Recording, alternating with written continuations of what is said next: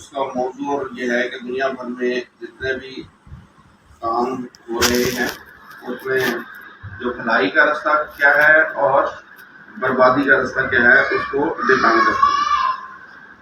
اور یہ مکی صورت ہے اور اس میں جو 4 باتیں بتائی گئی ہیں وہ ہیں ایمان، حق کی نصیحت، عمل صالح اور صبر کی تلقین۔ حضرت شافعی کہتے ہیں کہ انسان کو جو ہے نا وہ سیکھنے کے لیے اور نصیحت کے لیے یہی کافی ہے کہ وہ سورہ عصر جو ہے وہ اس کو سمجھے، پڑھے اور اس پہ عمل کر لے۔ اور حضور صلی اللہ علیہ وسلم کے دور میں بھی تمام صحابہ جب تک الگ نہیں ہوتے تھے جب تک ایک دوسرے کو سورہ عصر نہیں سنا لیتے تھے۔ اس کا مطلب یہ اتنی جامع اور اتنی کیا کہتے ہیں مکمل صورت ہے کہ ہم اس کو اگر صرف اس کی 4 چیزوں پہ عمل کر لیں تو ہمارے لیے یہی کافی ہے۔ تو سب سے پہلے اس میں کیا ہے؟ والعصر۔ عصر کیا ہے؟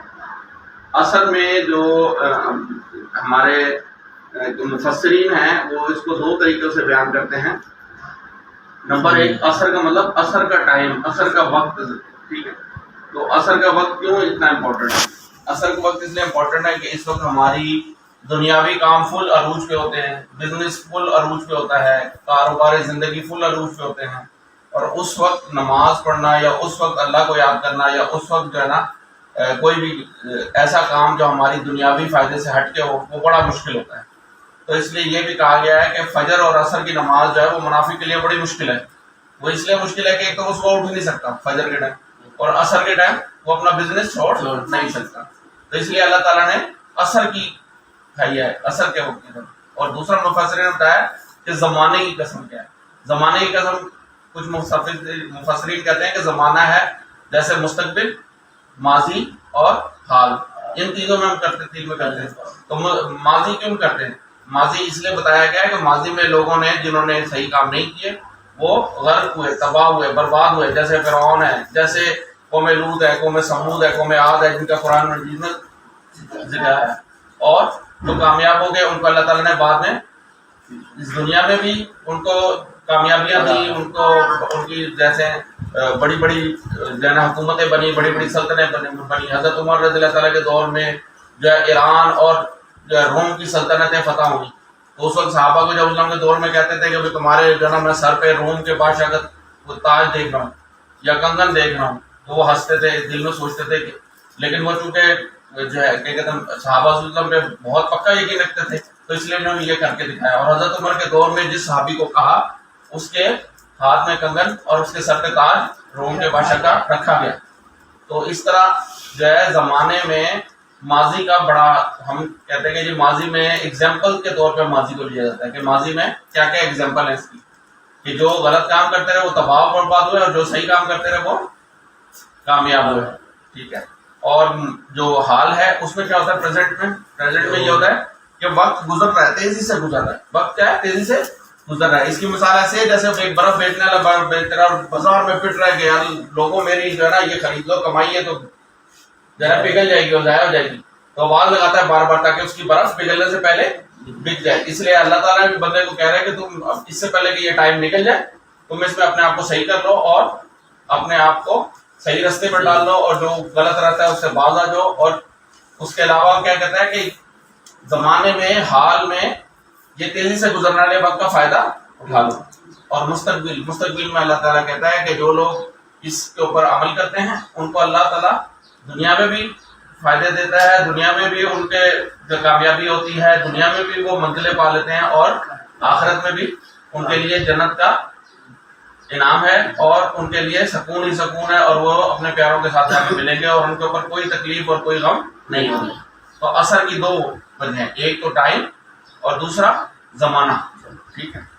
والعصر ان الانسان لفی خسر، یعنی کہ انسان خسارے میں ہے۔ کون سا انسان خسارے میں ہے؟ جو اس پہ عمل نہیں کرتا، جو اس کے اوپر نہیں سوچتا اور جو اس کو اپنے آپ کو بدلنے کی کوشش نہیں کرتا۔ اللہ تعالیٰ نے کہا کہ انسان کو صرف کوشش کرنی ہے، انسان کو صرف کوشش کرنی ہے، کیونکہ انما الاعمال بالنیات، جس کی نیت اچھی ہے اللہ تعالیٰ پہلے ہی اس کو اس کا اجر دے دیتا ہے، چاہے وہ کام کرے یا نہ کرے، نیت پہ اس کو عمل اس کا مل گیا، اور جب وہ کر لیتا ہے تو اس سے 10 گنا اور 70 گنا، ٹھیک ہے۔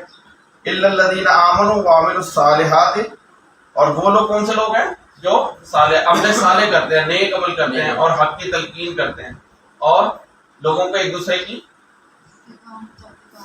کیا ایک دوسرے کو حق کی تلقین کرتے ہیں کہ بھائی یہ سیدھا رستہ ہے, اصل رستہ تو یہ ہے. اب اسلام میں یہ حق کی تلقین کیا ہے کہ یہ نہیں ہے کہ ہم نے خود اسلام لے آئے اور سب نماز پڑھنا شروع کر دی اور روزے زکوٰۃ ہر چیز کرنا شروع کر دی, لیکن ہم دوسروں کو نہیں کہہ رہے. تو حضرت جو کیا کہتے ہیں قوم لوط کے اوپر جب عذاب آیا اور قوم سمود کے اوپر, تو فرشتوں نے کہا اللہ تعالیٰ ان میں سے کچھ لوگ تو ایسے ہیں جو عبادت کریں, ہم نے کہا بھائی ان کو بھی کر دو, کیونکہ یہ آگے لوگوں کو نہیں بتاتے تھے, آگے سے لوگوں کو حق کی تلقین نہیں کرتے تھے, سیدھے راستے کی طرف نہیں لے کے جاتے تھے. تو اس لیے یہ بھی ضروری ہے کہ آپ نے کیا کہتے ہیں کیا کرنا ہے, حق کی تلقین بھی کرنی ہے, یعنی کہ خود تو عمل کرنا ہے, دوسروں کو بھی لانا ہے. ٹھیک ہے, دوسروں کو بھی کہنا ہے کہ اب دوسروں پہ لانے کا مطلب یہ نہیں ہوتا ہر چیز کا آپ لٹ مارنا شروع کر دیں. زبردستی چیز جو ہے اس سے کیا ہوتا ہے کہ ریپیلشن ہوتی ہے. ریپیلشن آپ نے سائنس میں پڑھا ہوگا کہ اگر ہم پانی کے اوپر کوئی چیز مارے تو پانی اوپر اچھلتا ہے. اس لیے اس کے لیے بھی بڑے پیار سے, بڑے خلوص سے اور بڑے طریقے سے بتانا ہوتا ہے. زبردستی نہیں کہ چلو چلو کیوں نہیں جا رہے نماز کے لیے, چلو چلو یہ کیا کر رہے ہو, تم جھوٹ کیوں بول رہے ہو, تم نے کرپشن کیوں کیا ہے, اس کو پیار سے سمجھانا ہے. اور مسلسل کام کرنے سے بھی وہ بندہ صحیح راستے پہ آ جاتا ہے. لیکن ہم کہیں نہیں ہم نے تو اس کو بڑا سمجھا دیا, اللہ تعالیٰ آپ اس کو کرے گا, میں تو تھک گیا ہوں. تو پھر اللہ تعالیٰ کہے گا کہ بھائی تم نے مسلسل کیوں نہیں کہا, ہو سکتا ہے وہ صحیح ہو جاتا ہے, ہو سکتا ہے کہ وہ حضور صلی اللہ علیہ وسلم کے اوپر جب گئے ادھر کیا کہتے ہیں طائف میں گئے تو لوگوں نے کیا کیا, ان کو اتنے پتھر مارے کہ ان کے پیر زخمی ہو گئے اور وہ ایک باغ میں انہوں نے بنا لی. تو پھر کیا ہوا, جب فرشتہ آیا انہوں نے کہا, اللہ تعالیٰ نے کہا کہ اگر آپ کہیں تو میں تو دونوں پہاڑوں کے درمیان ان کو پیس ڈالوں. تو حضرت رحمۃ اللہ علیہ نے کہا نہیں ان کو پیسنا نہیں ہے, ہو سکتا ہے کہ ان میں سے کوئی اچھا آدمی نکلا ہے. اور پھر اس میں سے جو ہے محمد بن قاسم جس نے سندھ فتح کیا اور یہاں ہم سب مسلمان ہیں اور دین کا چرچا ہے, وہ پیدا ہوا طائف سے, محمد بن قاسم پیدا ہوا. تو حضرت نے کہا کہ نہیں ان کو ایسے دو پہاڑوں کے درمیان نہیں پیسنا, کیونکہ ہو سکتا ہے ان میں سے کوئی اچھا آدمی نکلا ہے. تو اس لیے ہم نے کیا کرنا ہے کہ خود تو عمل کرنا ہے, خود تو نیکی کی طرف آنا ہے اور دوسروں کو بھی ایک دوسرے کو تلقین کرنی ہے, ایک دوسرے کو سمجھانا ہے. خود کو یہ نہیں سمجھنا کہ میں تو اگلے کو مجھے سب کچھ آتا ہے. ہم نے دوسرے کی بات سننی ہے, ہو سکتا ہے کہ اس کو ہم سے زیادہ دین کا معلوم, ہو سکتا ہے اس کو کوئی چیز ہم سے زیادہ اچھی معلوم, تو ہم ایک دوسرے کو بتائیں تلقین کر, ایک دوسرے سے سیکھتے ہوئے چلے. ٹھیک ہے نا, وتواصوا بالحق وتواصوا بالصبر. اور اس کے بعد کیا کہتے ہیں تیسری چیز کیا, حق کی نصیحت کے بعد عمل صالح, کہ نیک عمل کرنے. نیک عمل کیا ہوتے ہیں, نیک عمل چھوٹا سا عمل بھی نیک ہے کہ آپ نے پتھر رستے سے ہٹا دیا. اب رستے سے ہٹانے کا پتھر آپ کو لگ رہا ہے کوئی نہیں ہے فائدہ, لیکن اس کا فائدہ ہے کہ کوئی ٹھوکر کھائے گا یا کوئی چوٹ لگے گی یا کسی کا ایکسیڈنٹ ہو جائے گا, وہ سب بچ جائے گا. تو یہ بھی نیک عمل ہے. اور نیک عمل کے لیے آپ کو گھر میں شروع کرنا ہے کہ اپنے بہن بھائیوں سے پیار سے بات آئیں, ایک دوسرے کو اچھی نصیحت کریں. نماز پہ جا رہے تو ان کو کہیں وہ نماز پڑھنے چاہیے, کوئی چیز لے کے آئے تو ان کو بانٹ کے کھاتے ہیں. پھر گھر میں اگر کوئی اور کام ہے تو اکٹھے مل کے کرتے ہیں. پھر کسی کوئی غریب مدد کے لیے مانگ رہا ہے اور آپ کے پاس کچھ پیسے ہیں تو آپ تھوڑی سی اس کی مدد کر دیں. رمضان ہے اس کی مدد کر دیں, کھانے پینے کی چیز بانٹ کے کھائیں. نیکی کے مختلف طریقے ہیں, زبان سے بھی نیکی ہو سکتی ہے, آپ کو نیکی کی دعوت دیں, اور عمل سے بھی ہو سکتی ہے اور پیسے سے بھی ہو سکتی ہے کہ آپ اپنے حصے میں سے کسی کو دیں, اللہ کی راہ میں خرچ کریں. ٹھیک ہے. اور چوتھی چیز کیا ہے کہ صبر کی تلقین. اب یہ چوتھی چیز صبر کی تلقین کیوں کہی گئی ہے؟ صبر کی تلقین اس لیے ہے کہ جب ہم یہ کام کریں گے نا تو لوگوں کو برا لگے گا. جو کافر ہیں, غلط لوگ ہیں, منافق ہیں, جیسے لوگ ہیں جن کو شیطان نے ان کے آنکھوں پہ پردہ ڈال دیا, فہم لا یعقلون, عقل نہیں رکھتے, فہم لا یرجعون, اور رجوع نہیں کرتے. یعنی کہ نہ تو ان کو چیزوں سے عقل آ رہی ہوتی ہے اور نہ وہ اس کی طرف ہو رہے. کہ کوئی بات کرتا ہے تو وہ کہتے ہیں کہ نہیں بھائی ہے, تو پھر کہتے ہیں یار چھوڑ, تو کیا مولوی بن گیا, تو کیا تو نے نمازیں شروع کر دی. پھر وہ آگے سے ٹانٹے لگائیں گے کہ بھائی یہ تم کیا کر رہے ہو, اس طرح تھوڑی ہوتا ہے, ساری زندگی گناہ کر لی اور اب نیکی کی طرف جا رہے ہیں.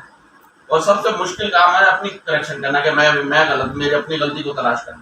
دوسروں کے اندر تو بڑے آرام سے نظر آتی ہے. تو ہم نے سب سے پہلے کیا کرنا ہے, اپنے آپ کو صحیح کرنا ہے, اور اس کے بعد صبر کی تلقین کیا کریں. کوئی ایسے کام کریں, مشکلات آئیں, کوئی سختی آئے تو اس کو بھی صبر سے برداشت کریں. کوئی ہمارے پاس مشکل وقت آئے تو اس کو بھی صبر کریں. کوئی ہمارے حضرت کے دور میں لوگ پتھر مارتے تھے, حضرت کے اوپر کوڑا پھینک دیتی تھی, تو حضرت اس کی عیادت کرنے گئے. جب وہ بیمار ہوئی تو اس کی پتہ کرنے کے کہ بھائی تم کیوں بیمار ہو, کوڑا کیوں نہیں پھینک رہی. تو وہ اتنی شرمندہ ہو گئی بعد میں وہ مسلمانوں میں. تو یہ عمل صلی اللہ علیہ وسلم کا کہ صبر بھی کیا اور صبر کے بعد اس کی عادت کرنے گئے تو وہ اس نے اس طرح بہت ساری چیزیں جو ہیں ہماری صبر سے ہمارے بیہیویئر سے صحیح ہوتی ہیں. ایک دوسرے کو بھی صبر کی تلقین کرنی ہے کہ کوئی بات نہیں, اچھا وقت آئے گا, کوئی بات نہیں, اللہ تعالیٰ ہمیں اس کا صبر کا اجر دے گا. ہم جو یہ کام کر رہے ہیں اس میں جو ہے نا, یہ جو اللہ کے راہ میں ہے اس میں کیڑے بڑے لوگ جو ہے نا کانٹے بڑے چبھائیں گے آپ کو, آپ جو ٹانٹے بڑی لگائیں گے تو آپ نے برداشت کرنا. آپ یہ نہیں کہنا کہ لو جی شروع ہو گیا یہ بھی, ٹھیک ہے نا. تو اس طرح وہ باتیں سن کے آپ نے ان کو اگنور کرنا ہے اور اپنے راستے کو سیدھا رکھنا ہے اور اچھے عمل کی ایک دوسرے کو تلقین کرنی ہے. اور جب کوئی وقت آئے تو ایک دوسرے کو کہنا کہ نہیں بھائی نہیں بہن یہ ٹھیک ہو جائے گا, یہ وقت سدا نہیں رہے گا. تو یہ ایک دوسرے کو صبر کی تلقین بھی کرنی ہے. کوئی پریشانی آ جائے گی, جیسے اب دادا ابو پہلے ہمیں ہر رمضان میں دادا ابو درس دیتے تھے, تو لمبی بات ہوتی تھی تو ہم کہتے ہیں کہ یار کتنی لمبی بات کر رہے ہیں, ایک ہی بات کو بار بار کیوں ریپیٹ کر رہے ہیں, ہم چڑ جاتے تھے. آج ہم ان کو مس کر رہے ہیں, لیکن آج ان کی یہ جو ہم لوگوں میں بیٹھے ہوئے سارے یہ سب کیوں بیٹھے ہیں, میں نے 1 منٹ میں بلایا سارے کیوں آ گئے, یہ میری وجہ سے نہیں ہے, یہ صرف دادا ابو کے پیار کی وجہ سے سب بیٹھے ہوئے. یہ بار بار دادا ابو جو کہتے تھے, ہم سب نے کہا کہ ہم نے اس کو چراغ کو جلائے رکھنا ہے, اس راستے کو ہم نے پکڑے رکھنا ہے, اس کو ہم نے برقرار رکھنا ہے, ہم سب نے اس پہ عمل کرنا ہے. ایک دوسرے کو تلقین کرنی ہے کہ ہم اچھا کام کریں اور صبر کی بھی تلقین کرنی ہے کہ اگر کوئی مصیبت ہے پریشانی آئے تو ایک دوسرے کا ساتھ بھی دینا. صدق اللہ.